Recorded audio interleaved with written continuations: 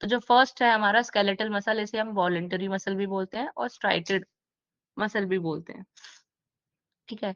It carries out voluntary action, human can control them. Voluntary मतलब कि अपनी इच्छा से काम करते हैं ये, मतलब आप इसे कंट्रोल कर सकते हो। जो भी हमारी, मान लो आपका हाथ है या फिर पैर है या फिर आपका स्टमक है, स्टमक मतलब इंटरनली नहीं, बाकी तो आप इनको आप क्या कर सकते हो, कंट्रोल कर सकते हो। अगर आपको हाथ नहीं उठाना है तो आप नहीं उठाओगे। तो ये सारी क्या है, आप इन्हें कंट्रोल कर सकते हो। तो ये वॉलंटरी एक्शन परफॉर्म करती हैं। 40% of men's body weight and 23% of women body weight. तो जो स्केलेटल मसल होती हैं वो मेन के अंदर 40% उसके बॉडी वेट की होती हैं और वुमेन के 23% उसके बॉडी वेट के स्केलेटल मसल्स प्रेजेंट होती हैं। ठीक है। ये जो दे रखे हैं टर्म्स की 40%, 23%, पीछे हमने पढ़ा, ये एज सच इतना इंपॉर्टेंट नहीं है। इनके दूसरे नाम क्या है और इनका काम क्या है, बस इतना आपको पता होना चाहिए। The skeletal muscle attached to and moves bone by contracting and relaxing in response to voluntary messages from the nervous system. Skeletal muscle tissue is composed of long cells called muscle fibers that have a striated appearance. Muscle fiber are organized into bundles of blood. ठीक है। इसमें बस यही बता रखा है कि हमारी जो भी स्केलेटल मसल होती हैं वो बोन्स के साथ अटैच होती हैं, तो कॉन्ट्रैक्शन में और रिलैक्सेशन में हेल्प करती हैं। वॉलंटरी जो भी मैसेजेस जाते हैं नर्वस सिस्टम के, उसको उसमें रिस्पॉन्स करने में। अब आगे इसमें ये भी दे रखा है कि मसल फाइबर और ये सारी चीजें, तो इसको जब हम अभी बाइफरकेट करके पढ़ेंगे, जैसे यहीं दे रखा है, आगे हम दे रखा है इसमें कि मसल का जो जितना भी अंदर से बाइफरकेट करके जो पार्ट्स हैं, जो उसकी लेयर्स हैं वो दे रखी हैं, उसको हम वहां पे अच्छे से पढ़ेंगे अभी। फिर सेकंड हमारी आती है स्मूथ मसल, जिसको हम इनवॉलेंट्री मसल भी बोलते हैं, अनस्ट्राइटेड मसल भी बोलते हैं।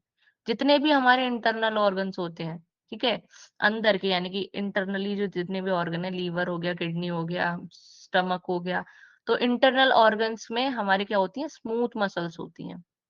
और ये इनवॉलेंटरी होती है, मतलब अपने आप काम करती हैं। अब डाइजेशन अंदर अपने आप हो रहा है, हार्ट अपने मतलब हार्ट की तो कार्डियक मसल हो गई अलग ही, बाकी के जितने भी फंक्शंस चल रहे हैं अंदर, तो इनके खुद से फंक्शन चलते हैं, आप इनको कंट्रोल नहीं कर सकते हो। ठीक है। Human do not control these muscle, मतलब ह्यूमन कंट्रोल नहीं कर सकते इन मसल्स को।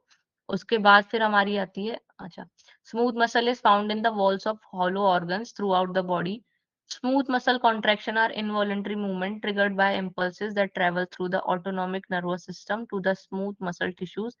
The arrangement of cell within smooth muscle tissues allow the contraction and relaxation with greater. The smooth muscle involves like urinary bladder, uterus allow organs to expand and relax needed the smooth muscle. ठीक है, बस इसमें दे रखा है कि कहाँ-कहाँ होती हैं और इसका काम क्या होता है। तो जितनी भी हमारा अंदर वाले, जैसे यूरिनरी ब्लैडर हो गया, यूटेरस हो गया, एलिमेंट्री कैनाल है, रेस्पिरेटरी ट्रैक्ट है, आई है, ब्लड वेसल्स है, तो इन सब के अंदर स्मूथ मसल रहती हैं। और जैसे हमारी आई है, अब आप जो आपका पलक झपकती है या तो उसको आप कंट्रोल तो नहीं कर सकते हो, वो कंटीन्यूअस प्रोसेस है, वो होती रहेगी। हाँ, आप बहुत माइक्रो सेकंड के लिए, कुछ टाइम के लिए इनको कंट्रोल कर सकते हो कि आँखें आपको खुली खुली रख सकते हो। पर ऐसा नहीं हो सकता कि बहुत 30 सेकंड, 40 सेकंड, 1 मिनट के बाद, थोड़े टाइम के बाद कि आप परमानेंटली उनको ओपन ही रख लो, या है ना? तो आप ये मूवमेंट होता ही रहेगा, आपके कंट्रोल किए बिना भी। तो इसीलिए इनको हम इनवॉलंटरी मसल्स बोल रहे हैं। ऐसे ही अगर यूटेरस का जो काम है या रेस्पिरेटरी ट्रैक्ट का जो काम है, वो कंटीन्यूअस होता ही रहेगा, उसे आप नहीं रोक सकते हो। इसीलिए ना हम क्या बोल रहे हैं, इनवॉलंटरी मसल बोल रहे हैं।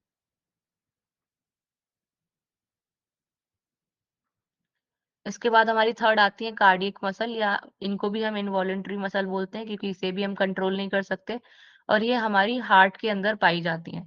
तो जितना भी हार्ट अपना काम कर रहा है वो अपनी मर्जी से, अपने पेस पे, अपने तरीके से काम कर रहा है, इसको भी आप नहीं कर सकते हो। अगर आप इसको रोकने की कोशिश करोगे तो फिर आपका जीवन भी रुक जाएगा। इसीलिए ये भी इनवॉलंटरी है, अपने आप ही काम करता है। और main function is to pump blood through the body.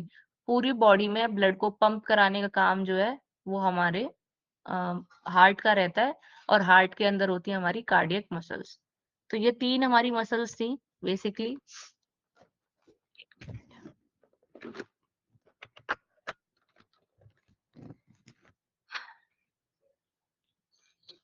इसके बाद में जब सबसे पहले हमने सर्कुलेटरी सिस्टम पढ़ रहे थे तो वहां पे हमने इसके क्या पढ़े थे, लेयर्स पढ़े थे। तो देखो यहाँ पे भी लेयर्स दे रखे हैं।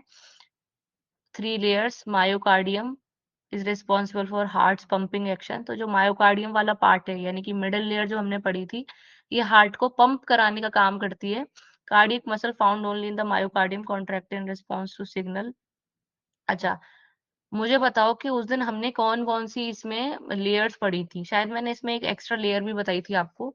तो मुझे नाम बता दो अगर आपको याद है तो।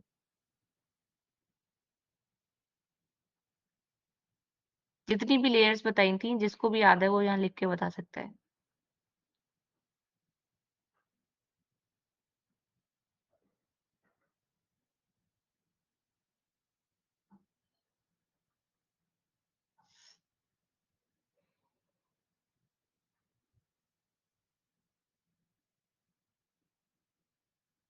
किसी को भी याद नहीं है क्या?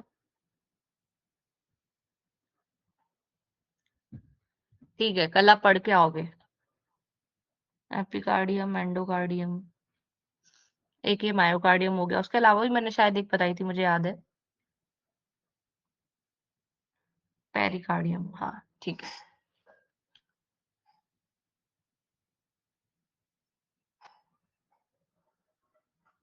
तो जो हमारी कार्डियक मसल्स होती हैं, ये किससे बनी होती हैं? कार्डियोसाइट्स। ये सेल्स होते हैं हमारे, जिनसे ये बनी हुई होती है कार्डियक मसल्स हमारी। Like skeletal muscle cells, cardiocytes have a striated appearance but their overall structure is shorter and thicker. अब हमने, ये स्ट्राइटेड का मतलब क्या होता है? ऐसे स्ट्रिप लाइक स्ट्रक्चर। तो जो हमने अभी पीछे पढ़ी थी स्केलेटल मसल, वो स्ट्राइटेड होती हैं, यानी कि स्ट्रिप वाले स्ट्रक्चर की होती हैं। तो कार्डियो जो साइट्स हैं, कार्डियक मसल के जो सेल्स हैं, इनका भी जो अपीयरेंस है वो भी स्ट्राइटेड होता है, यानी कि स्ट्रिपी स्ट्रिपी इनका अपीयरेंस होता है। लेकिन ये ओवरऑल थोड़ी शॉर्टर रहती हैं और थोड़ी थिकर रहती हैं, मतलब छोटी और थोड़ी मोटी रहती हैं ये ओवरऑल स्ट्रक्चर में। Cardiocytes are branch allowing them to connect with several other cardiocytes forming a network of isolate coordinated contraction. ठीक है, तो ये एक दूसरे के साथ में बहुत सारी ब्रांच बना लेते हैं, सेल्स मिलके कनेक्टेड रहते हैं, जिससे कि कॉन्ट्रैक्शन में और कोऑर्डिनेशन में हेल्प होती है।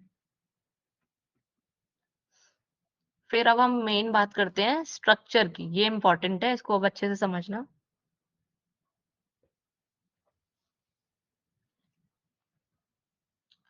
देखो, सबसे पहले अगर हम बात करें तो 3 इसकी लेयर है मसल की, एपिमाइजियम, पेरीमाइजियम और एंडोमाइजियम। ठीक है, एंडो वाली सबसे अंदर, फिर ये बीच में और ये बाहर की तरफ। अब इसको ऐसे समझते हैं हम,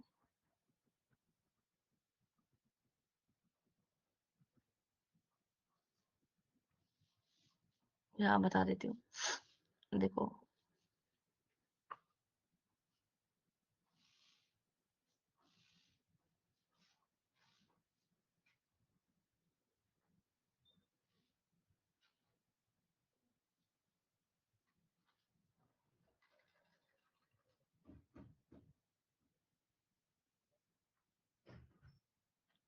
मेरी ड्राइंग पे मत जाना, बस समझने की कोशिश करना।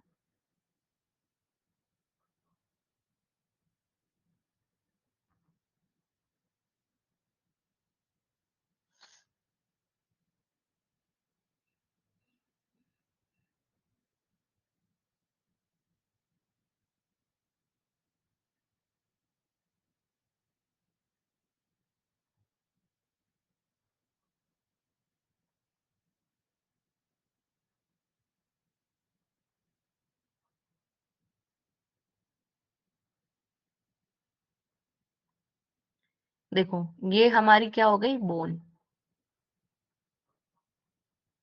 ये हमारी हो गई मसल। अब ये किससे अटैच है यहाँ पे? टेंडन के थ्रू। ठीक है, अब ये नॉर्मल मसल है हमारी। ठीक है, अगर हम इस मसल को जूम करके देखेंगे, ठीक है, ये हमारी मसल हो गई। अगर मसल को हमने ये जूम कर लिया यहाँ पे, तो ये हमारे अंदर क्या होते हैं मसल के? मसल बंडल,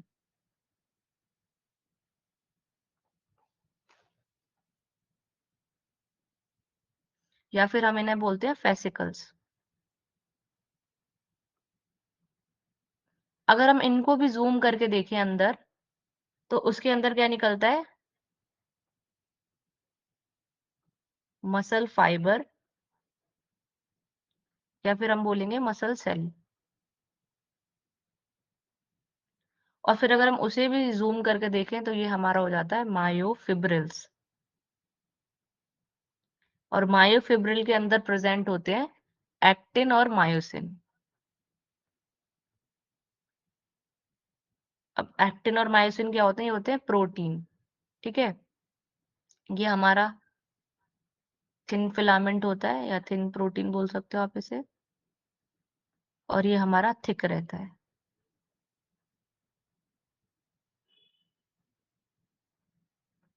अब ये जो एक्टिन और मायोसिन है, ये क्या करते हैं?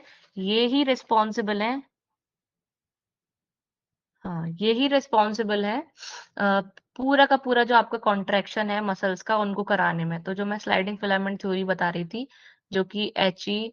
हक्सली ने दी है, ये पूरी की पूरी जो आपकी स्लाइडिंग फिलामेंट थ्योरी वो इन्हीं के ऊपर बनी हुई है, ठीक है? इन्हीं के ऊपर बेस है पूरी की पूरी थ्योरी जो हमारी है। तो एक्टिन और मायोसिन इनके पूरे शेप क्या होते हैं, इसके अंदर भी इसके और सब पार्ट्स क्या होते हैं, फिर कॉन्ट्रैक्शन कैसे होता है, दोनों एक दूसरे के पास कैसे आते हैं, पूरी क्या प्रोसेस होती है, क्या सार्कोप्लाज्मिक रेटिकुलम में कैसे कैल्शियम आयन आते हैं, तो पूरी एक थ्योरी है ये। तो उसको हम देख लेंगे जब भी हमें टाइम मिलेगा आगे। फिलहाल हम इतना समझते हैं कि बोन के साथ मसल अटैच है टेंडन की हेल्प से। मसल को अगर हम ज़ूम करके देखते हैं तो उसके अंदर मसल बंडल या फेसिकल्स जिसे हम बोलते हैं वो है। अगर उसे भी हम ज़ूम करके देखें तो उसके अंदर मसल फाइबर या मसल सेल पाए जाते हैं। और उसको भी अगर ज़ूम करके देखें तो मसल मायोफिब्रिल्स रहते हैं और मायोफिब्रिल के अंदर एक्टिन और मायोसिन रहते हैं। तो समझने वाली बात ये है कि जो इनकी लेयर्स हैं, जो हम अभी लेयर पढ़ रहे थे आगे, 3 अभी आपने देखी, एपिमाइजियम, पेरिमाइजियम और एंडोमाइजियम। तो ये सबसे ऊपर वाली जो मसल है, इसके ऊपर जो लेयर होगी, उसे बोलेंगे हम एपिमाइजियम। जो सेकंड हमारे मसल बंडल के ऊपर या फेसिकल के ऊपर होगी, वो है पेरिमाइजियम। मसल सेल के ऊपर जो कवरिंग होगी, उसे बोलेंगे हम एंडोमाइजियम। और एंडोमाइजियम के अंदर भी एक छोटी-सी पतली-सी लेयर होती है, ठीक है? उसका अगर किसी को नाम पता है तो वो बता सकता है।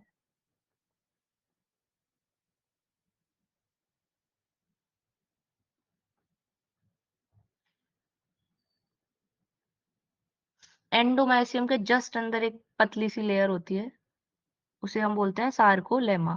किसने बोला? आर्यन रावत। हाँ, उसे हम सार्कोलेमा बोलते हैं, ठीक है? तो ये हमारा पूरा मसल का ऐसा स्ट्रक्चर होता है। तो किस किसकी कौन-सी लेयर होती है ये आपको पता होना चाहिए। यहाँ पे भी देख लो आप, ये देखो ये जो मसल है, ये आपकी बोन हो गई, ये टेंडन हो गया। तो ये जो ऊपर वाली जो मसल है हमारी, जो सबसे ब्रॉडर पार्ट है, उसका एपिमाइजियम, ये लेयर हो गई। उसके अंदर फिर ये देखो आपको सेक्शन दिख रहा होगा ये वाला, ठीक है? जिसे हम क्या बोल रहे हैं? मसल बंडल बोल रहे हैं। तो मसल बंडल के ऊपर वाली जो लेयर है उसे हम पेरिमाइजियम बोल रहे हैं। और उसके भी अंदर अगर आप इसे देखो, जो ये छोटे-छोटे आपको ये ब्लॉक्स दिख रहे होंगे ना रेड-रेड, इसको ज़ूम करके यहाँ पे बाहर निकाला है। इसे हम क्या बोल रहे हैं? इसकी लेयर को हम बोल रहे हैं एंडोमाइजियम। ये मसल फाइबर है हमारा, ठीक है? और इसके अलावा बाकी ठीक है। तो 3 चीज़ें इम्पोर्टेंट है। और एंडोमाइसियम के अंदर की भी जो लेयर है वो अभी हमने पढ़ी, उसे बोल रहे हैं हम सार्कोलेमा। तो ये 3 से 4 चीज़ें ये इम्पोर्टेंट हैं। लेयर्स लगाने के लिए आ जाती हैं एग्ज़ाम में। मसल की लेयर बहुत इम्पोर्टेंट होती हैं, तो ये पूछ लेता है, ठीक है? तो चारों आपको दे देगा। अब देखो यहाँ पे हम ब्रॉड कैटेगरी में तो 3 ही पढ़ते हैं, लेकिन एक बार एग्ज़ाम में आई थी सार्कोलेमा भी आई थी, ठीक है? और शायद ये नेट के एग्ज़ाम में क्वेश्चन आया था, तो वहाँ पे सार्कोलेमा भी दे रखी थी, तो वो भी आपको पता होना चाहिए कि कहाँ पे लगेगी, ठीक है? अब इसकी अगर हम प्रॉपर्टीज़ की बात करें, अब देखो आगे पूरी प्रोसेस भी है कि कैसे कॉन्ट्रैक्शन होगा, कैसे सारी चीज़ें होंगी, तो वो हम बाद में देखेंगे स्लाइडिंग फिलामेंट थ्योरी में। फिलहाल के लिए अभी आपको इतना ही पता होना चाहिए अच्छे से, ठीक है? अब ये स्ट्रक्चर आपको समझ में आया है कि नहीं, आप एक बार बता दो, वरना मैं वापस दूसरे तरीके से आपको बना के समझाऊँ।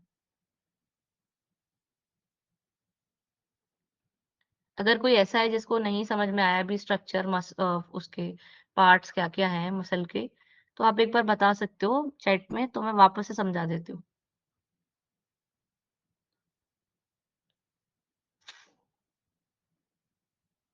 अनुपमा बोल रही हैं क्लियर है, ठीक है, चलो ठीक है। फिर अगर हम प्रॉपर्टीज़ की बात करें, तो कॉन्ट्रैक्टिलिटी, एक्सटेन ठीक है, ठीक है, ठीक है, ठीक है। एक्सटेंसिबिलिटी, एक्साइटेबिलिटी और इलास्टिसिटी, ठीक है। अब ये बेसिक प्रॉपर्टीज हैं कि कॉन्ट्रैक्ट होती है, एक्सटेंड भी हो जाती है, एक्साइट होती है मसल्स हमारी और इलास्टिक होती हैं, ठीक है। तो ये बेसिक प्रॉपर्टीज हैं, इनमें एज सच इनको डिटेल में पढ़ने की कोई जरूरत नहीं है। फिर हमारा आता है टाइप्स ऑफ मसल कॉन्ट्रैक्शन। तो मसल कॉन्ट्रैक्शन हमारे कितने टाइप के होते हैं? तो 3 टाइप के, आइसोटोनिक, आइसोमेट्रिक और आइसोकाइनेटिक। अब ये सेम जो है आप अभी आगे भी पढ़ोगे जब बायोमैकेनिक्स आएगी, तो हम यहाँ पे देख लेते हैं थोड़ा-सा। आइसोटोनिक में है कि जब मसल लेंथ जो है वो चेंज होती है। आइसोमेट्रिक में होता है जब हमारी मसल लेंथ सेम रहती है, और आइसोकाइनेटिक में फिक्स रेंज ऑफ मोशन होता है। अब सबसे पहले आइसोमेट्रिक को अगर देखें, आइसो का मतलब होता है सेम और मेट्रिक का मतलब होता है लेंथ। तो इसमें जो लेंथ है मसल की वो सेम रहती है। इस जब भी आप कोई एक्सरसाइज कर रहे हो, तो उसके दौरान क्या होगा, आपकी जो मसल की लेंथ है वो चेंज नहीं होगी, वो कांस्टेंट रहेगी। जैसे कि आप इस पिक्चर में देख रहे होगे, जब भी हम वॉल सिट करते हैं, ठीक है, ये स्क्वाट वाली पोजीशन में अगर आप वॉल पे कर रहे हो, ठीक है, आप कोई ऐसी पोजीशन में हो जहां पे आप मूवमेंट नहीं कर रहे हो, कांस्टेंट हो, तो आपकी मसल की लेंथ क्या है, सेम रहेगी। हाँ, प्लैंक भी हो सकता है अनुपम, करेक्ट। तो प्लैंक की पोजीशन हो गई, ये वॉल स्क्वाट हो गए। जब आप कोई भी पोजीशन चेंज नहीं कर रहे हो, मसल की लेंथ आपकी सेम रहेगी, तो उसे बोलेंगे हम आइसोमेट्रिक कॉन्ट्रैक्शन मसल का। जब आपकी मसल का लेंथ चेंज होगा, ठीक है, शॉर्ट हो रही है, शॉर्टनिंग हो रही है, या फिर लेंथनिंग हो रही है, तब हम उसे बोलेंगे आइसोकाइनेटिक। अब जितने भी मूवमेंट वाली एक्सरसाइजेज होती हैं, जैसे कि आप ये देख रहे हो, ये सिटअप्स कर रही है लड़की, उठ रही है, बैठ रही है, तो जो मसल्स हैं कॉन्ट्रैक्ट हो रही हैं, रिलैक्स हो रही हैं, शॉर्टनिंग हो रही है, लेंथनिंग हो रही है, तो ये क्या है, हमारा आइसोटोनिक का एग्जाम्पल है। ठीक है, जिन भी एक्सरसाइज में आपकी मसल की लेंथ चेंज हो रही है, दैट इज आइसोटोनिक एक्सरसाइजेस और आइसोटोनिक कॉन्ट्रैक्शन। थर्ड जो हमारा आइसोकाइनेटिक है, ये क्या है, फिक्स रेंज ऑफ मोशन में होते हैं। यानी कि जितनी भी आप मशीन्स देखते होगे, थर्ड पिक्चर में आप देख रहे हो, जितनी मशीन्स होती हैं जिम में, आप देखते होगे कहीं भी, जिनका जो रेंज ऑफ मोशन है वो फिक्स रहता है। मतलब कि जैसे आप बटरफ्लाई वाली एक एक्सरसाइज करते होगे, तो उसमें क्या है, वो एक लिमिटेड रेंज तक आपका हाथ जाएगा, मशीन जाएगी, और फिर वहां के बाद से वो उसके बियॉन्ड भी नहीं जाएगा और उसके आगे भी नहीं जाएगा। तो जो रेंज है वो एकदम फिक्स रहती है। उसमें कुछ मतलब ऐसा नहीं है कि आप अपने हिसाब से नहीं कर सकते हो, जितनी मशीन की लिमिट है या रेंज है, उतने में ही आपको मोशन करना होता है। तो उनको बोलते हैं हम आइसोकाइनेटिक कॉन्ट्रैक्शन, या आइसोकाइनेटिक टाइप की एक्सरसाइजेस हम उन्हें बोलते हैं। तो ये 3 टाइप के हमारे मसल के कॉन्ट्रैक्शन रहते हैं। तो अगर एग्जाम्पल देके पूछता है कि ये किस कॉन्ट्रैक्शन का एग्जाम्पल है, तो आप बता सकते हो। या फिर अगर वो पूछता है कि ये किसने, मतलब इसका मीनिंग क्या है, मतलब क्या है, तो वो भी आप बता सकते हैं। ठीक है।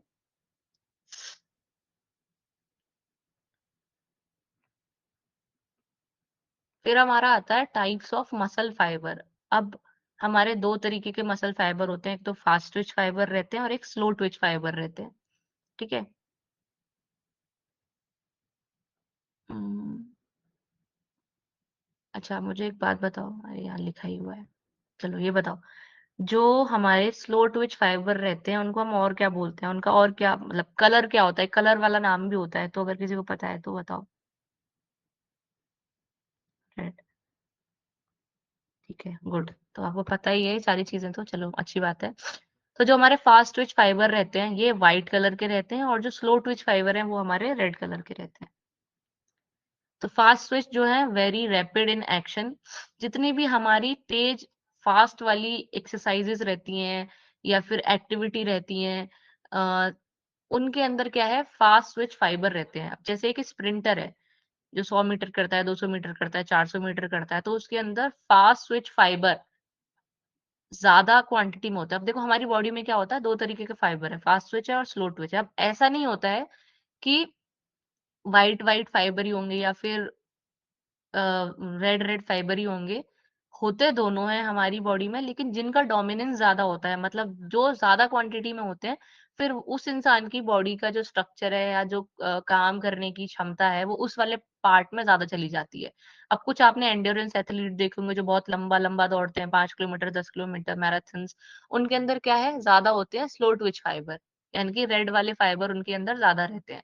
और जो शॉर्ट स्प्रिंट वाले होते हैं या फिर वेट लिफ्टिंग वाले हैं, स्प्रिंटिंग वाले हैं, उनके अंदर क्या होता है, फास्ट स्विच फाइबर यानी कि व्हाइट फाइबर्स ज्यादा रहते हैं। ठीक है,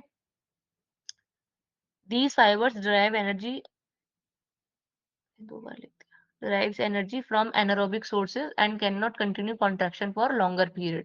तो ये बहुत ज्यादा लंबे टाइम के लिए हम कॉन्ट्रैक्शन नहीं कर पाते हैं, और एनारोबिक सोर्सेज यानी कि ऑक्सीजन की एब्सेंस में जो एक्टिविटी होती है, जो छोटे टाइम पीरियड के लिए होती हैं, अभी हम कर एनर्जी सिस्टम में पूरी ये सारी बातें करेंगे। तो जो छोटे पीरियड के लिए रहती हैं in the absence of oxygen, वो सारा जो प्रोसेस है, वो सारे जो मूवमेंट है, ये फाइबर्स उस वाले पीरियड ऑफ टाइम में ही काम कर पाते हैं। ठीक है, और बहुत लंबे टाइम तक आप काम नहीं कर सकते हो। एक्सप्लोसिव पावर आपके अंदर बहुत अच्छी होगी, ठीक है, स्प्रिंटिंग पावर आपके अंदर बहुत अच्छी होगी, एनर्जी आपके अंदर बहुत अच्छी होगी, लेकिन आप बहुत लंबे टाइम तक उसे कंटिन्यू नहीं कर पाते। तो ये फास्ट ट्विच फाइबर की कुछ प्रॉपर्टीज है। जैसे एग्जाम्पल में 100 मीटर हो गया, वेट लिफ्टिंग, पावर लिफ्टिंग, ये सारे एग्जाम्पल्स यहाँ पे हो सकते हैं। ठीक है, जो छोटे थोड़े थोड़े टाइम के लिए एक्टिविटी होती है। ठीक है, फिर दूसरा हमारा आता है स्लो ट्विच फाइबर। हम्म, इसके अंदर भी वैसे दो तरीके के रहते हैं आपके, टाइप 1 और टाइप 2। मतलब एक तो आपका ये टाइप 1 वाला एकदम प्योरली ये फास्ट ट्विच रहता है, ये मॉडरेट या बीच वाले में आ जाता है। इसके और स्लो ट्विच के बीच वाली जो एक्टिविटीज रहती है वहां आ जाता है ये। ठीक है, तो यहाँ पे भी दो कैटेगरीज इसकी रहती हैं। फिर हमारा स्लो ट्विच फाइबर है, वेरी स्लो इन मोशन। अब देखो आपको यहाँ पे ये दिख रहा होगा, slow Twitch number muscle fibre और फास्ट ट्विच। तो ये आपको व्हाइट व्हाइट पिंकिश टाइप के यहाँ दिख रहे होंगे। ऐसा नहीं होता ये एग्जैक्टली व्हाइट होते हैं, थोड़ा पिंकिश होते हैं, लाइट होते हैं, ये प्रॉपर रेड नहीं होते। तो ये व्हाइट वाले होते हैं, जिसमें ये ज्यादा है तो फास्ट ट्विच मसल फाइबर उसमें ज्यादा हो गए, और जिसमें रेड वाले ज्यादा है उसके अंदर स्लो ट्विच मसल फाइबर ज्यादा हो गए। ठीक है, जितने भी लॉन्ग डिस्टेंस वाले हो गए या फिर हॉकी, फुटबॉल, जो लंबे टाइम तक के लिए चलते हैं, उनके अंदर स्लो ट्विच फाइबर ज्यादा देखे जाते हैं। रेड इन कलर होते हैं ड्यू टू मोर मायोग्लोबिन। अब मायोग्लोबिन हमने पढ़ा था एक प्रोटीन था, ठीक है, जिसके वजह से ये कलर है हमारा red. These fibres drive energy from aerobic sources. तो ये क्या हो गया हमारा, प्रेजेंस ऑफ ऑक्सीजन।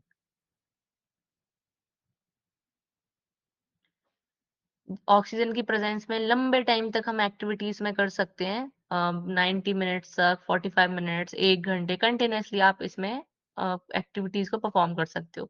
एग्जाम्पल में अगर लॉन्ग डिस्टेंस 5000 मीटर, 10,000 मीटर, और जितने भी आपके लंबे गेम चलते हैं वो भी इसी कैटेगरी में आ जाएंगे। ठीक है, अब जैसे पता करना होता है ना कि हमारे अंदर कौन से वाले फाइबर ज्यादा हैं। वैसे तो आप एक्टिविटीज खेलते होंगे, आपको खुद ही अपने आप पता चल जाता होगा कि मेरे अंदर कौन सा वाला फाइबर ज्यादा है, बट फिर भी अगर आपको पता करना होता है तो उसके लिए मसल बायोप्सी होती है, जिससे पता कर सकते हैं अपने मसल फाइबर को लेके। ठीक है,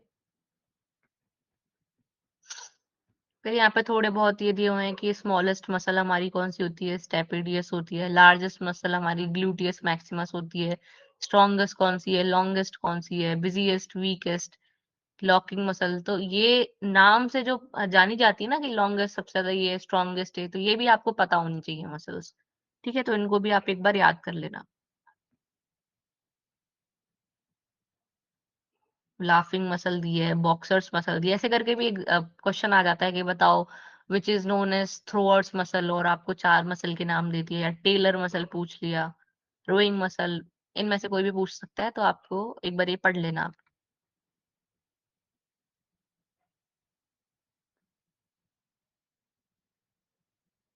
ठीक है, तो ये आपका हो गया मस्कुलर सिस्टम। अभी है एक्सक्रीटरी सिस्टम, कितना है ये, छोटा सा ही है। चलो देख लेते हैं एक बार। वैसे ज़्यादा कुछ नहीं है, ऐसे कोई क्वेश्चन भी नहीं आता है। ये बस दे ही रखा है काम भर के लिए। तो बस इतना देख लो कि इसमें क्या है कि 2 किडनी 2 यूरेटर, 1 ब्लैडर और 1 यूरेथ्रा, ये इसके पार्ट्स हैं।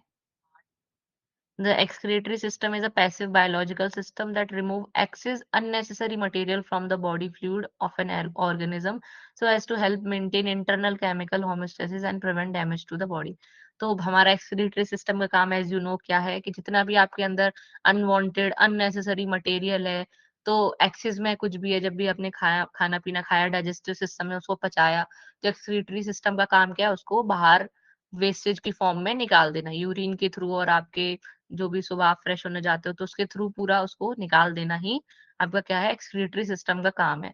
तो इसके अंदर किडनी, 2 यूरेटर और ब्लैडर और यूरेथ्रा, ये आपका पार्ट्स रहते हैं एक्सक्रीटरी सिस्टम के। मेजर फंक्शन क्या है, maintenance of proper concentration of individuals ion, जो भी हमारे Na पॉजिटिव, ये पोटेशियम, सोडियम, हाइड्रोजन आयंस, ये सारे हैं, इनको हमारी बॉडी के अंदर मेंटेन करना, ये इसका काम रहता है। रेगुलरिटी ऑफ वाटर कंटेंट, हमारी बॉडी के अंदर वाटर का जो कंटेंट है उसको मेंटेन करने का काम भी एक्सक्रीटरी सिस्टम करता है। और removal of metabolic and product, जैसे कि हमारे अंदर यूरिया, यूरिक एसिड, ये सब चीजें बनी बनी होती है, हमारे पेट में बन जाती हैं, जो भी हम खाना खाते हैं उसकी वजह से, तो उन सबको भी वेस्टेज को निकालने का काम भी हमारा एक्सक्रीटरी सिस्टम करता है। फिर हमारे 2 एंजाइम्स होते हैं, यूरीज और रेनिन। यूरीज का काम होता है produces in liver, helps in formation of urea. Liver के अंदर ये प्रोड्यूस होता है और यूरिया के फॉर्मेशन में हेल्प करता है। रेनिन का काम होता है, ये किडनी में प्रेजेंट होता है, responsible for filtration of blood and digestion of milk in babies. अब ये रेनिन हमने पहले भी पढ़ा था, जब हम डाइजेस्टिव सिस्टम पढ़ रहे थे तब, ठीक है। तो 2 एंजाइम है एक्सक्रीशन के, रिस्पॉन्सिबल है। बस इन 2 एंजाइम्स का नाम याद रख लेना आप, और ये आपका पार्ट रहते हैं एक्सक्रीटरी सिस्टम के। बस इसमें ज्यादा कुछ है नहीं खास पढ़ने के लिए, इंपॉर्टेंट भी नहीं है as such. Energy system important है, कल उसे हम अच्छे से पढ़ेंगे, तो उसके लिए प्रिपेयर होके आना। बाकी आज के लिए इतना ही, मैं ये वाली स्लाइड भी अपलोड कर दूंगी, और कल फिर हम पढ़ेंगे एनर्जी सिस्टम। अगर यहाँ तक किसी को कोई डाउट है तो पूछ सकते हो आप।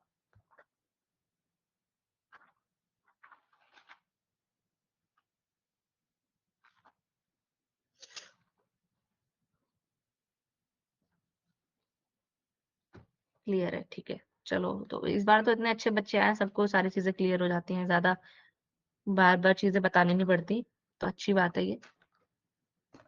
ठीक है, हम जल्दी से जल्दी सिलेबस कंप्लीट कर लेंगे आपका जनवरी तक। उसके बाद में फिर हम फेब्रुअरी में सारी यूनिट्स का वापस से रिवाइज करेंगे, एक बार रिवीजन करेंगे, और मॉक टेस्ट वगैरह अपने स्टार्ट करेंगे, ठीक है। तो दीक्षा, अपलोड मैंने कर दिया, अभी बताया ना मैंने, देखो दिखाए भी थे, ये देखो, अभी की